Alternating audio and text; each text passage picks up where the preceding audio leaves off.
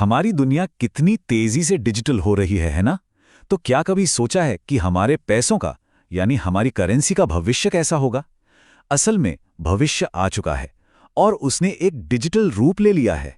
तो सवाल यही है कि क्या वाकई हमारी करेंसी अब डिजिटल हो गई है?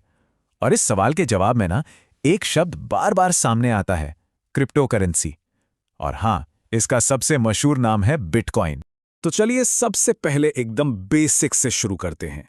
आखिर ये क्रिप्टो करेंसी है क्या चीज? देखिए, सीधे शब्दों में कहें तो क्रिप्टो करेंसी एक डिजिटल या वर्चुअल करेंसी है। मतलब इसे हम असली सिक्कों या नोटों की तरह छू नहीं सकते, अपनी जेब में नहीं रख सकते।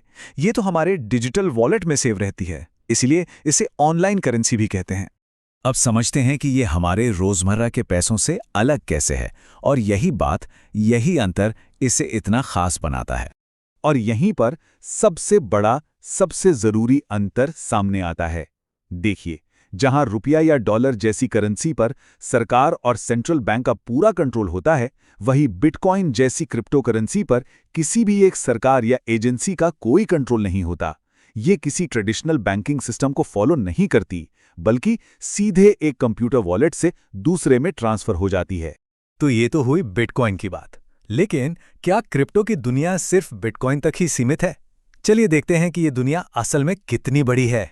ज्यादातर लोगों को लगता है कि क्रिप्टो का मतलब सिर्फ बिटकॉइन है, पर सच तो ये है कि दुनिया में 5000 से भी ज्यादा अलग अलग तरह की क्रिप्टो करेंसीज मौजूद हैं। हाँ, ये जानना भी जरूरी है कि इनमें से कुछ ही जानी मानी और भरोसेमंद हैं, जबकि ज्यादातर की कोई खास वैल्यू नहीं होती। बिटकॉइन के अलावा कुछ और भी बहुत पॉपुलर क्रिप्टो करेंसीज हैं, जैसे कि इथीरियम, रिपल, लाइटकॉइन और टीथर। इन्हें भी बिल्कुल बिटकॉइन की तरह ही खरीदा और बेचा जा सकता है। अगर हम भारत में इसके सफर को देखें तो पहले इसे आरबीआई ने बैन कर दिया था, लेकिन फिर मार्च 2020 में सुप्रीम कोर्ट ने इस बैन को हटा दिया। इसका सीधा मतलब है कि अब इंडिया में क्रिप्टो करेंसी का इस्तेमाल करना लीगल है, और इसी वजह से इसके यूजर्स भी लगातार बढ़ रहे हैं। तो सवाल ये उठता है कि आखिर ऐसी क्या बात है क्रिप्टो में कि लोग अपने ट्रेडिशनल इन्वेस्टमेंट से हटकर इसमें इतना इंटरेस्ट ले रहे हैं? असल में इसके कुछ बड़े फायदे हैं। पहला, इसमें लेन देन बहुत तेजी से होता है, यहां तक कि इंटरनेशनल ट्रांजैक्शंस भी मिनटों में हो जाते हैं। दूसरा, ट्रांजैक्शन फीस ना के बराबर होती है। तीसरा, इसमें कोई बैंक जैसा बिचौलिया नहीं होता। और चौथा, ब्लॉकचेन टेक्नोलॉजी की वजह से इसे ज्यादा सिक्योर और कॉन्फिडेंशियल भी माना जाता है। अब ये सब सुनने में शायद थोड़ा मुश्किल लग रहा हो, लेकिन असल में क्रिप्टो करेंसी का इस्तेमाल करना उतना ही आसान हो सकता है जितना किसी ऑनलाइन शॉपिंग ऐप से कुछ खरीदना। तो इतने फायदे सुनने के बाद मन में यही सवाल आता है कि भाई शुरुआत कैसे करें? और यकीन मानिए, ये बहुत सीधा है। और सबसे अच्छी बात क्या है पता है? भले ही एक बिटकॉइन की कीमत लाखों में हो, लेकिन आप सिर्फ 100 रुपए से भी अपना इन्वेस्टमेंट शुरू कर सकते हैं। इससे आपको पूरे बिटकॉइन का एक छोटा सा हिस्सा यानी एक फ्रैक्शन मिल जाता है। इसका प्रोसेस बहुत ही सिंपल है।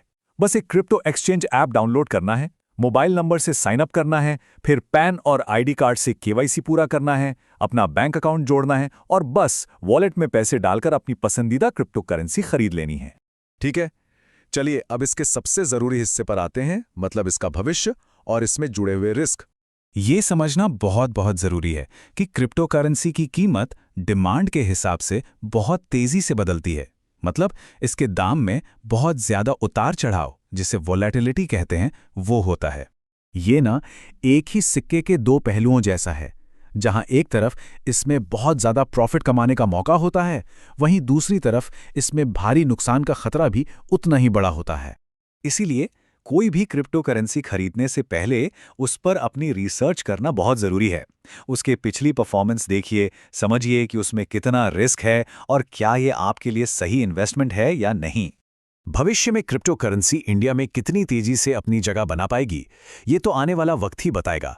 पर एक सवाल है जो सोचने पर मजबूर करता है, क्या क्रिप्टो ही भारत का भविष्य है?